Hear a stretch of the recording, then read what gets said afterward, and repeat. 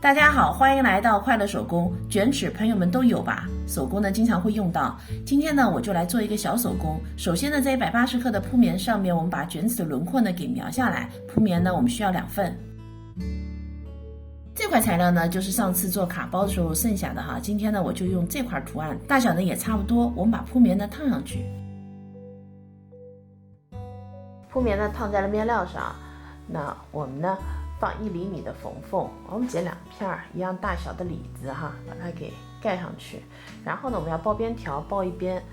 这个包边条的宽度呢是2.5厘米，我们呢把它向里烫进一个缝缝，一头呢向里窝下来，然后我们包住整个一圈哈。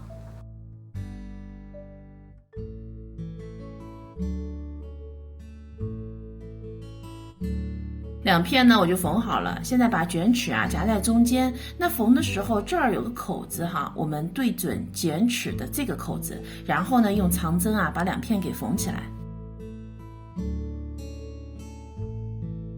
现在一圈呢就缝好了，接下来呢我们准备一块布片。那这块布片是干什么用的呢？我们需要把这个塑料片呢给包起来。我把小布片的4边呢都向里折了5毫米，折成光边，然后包住塑料片。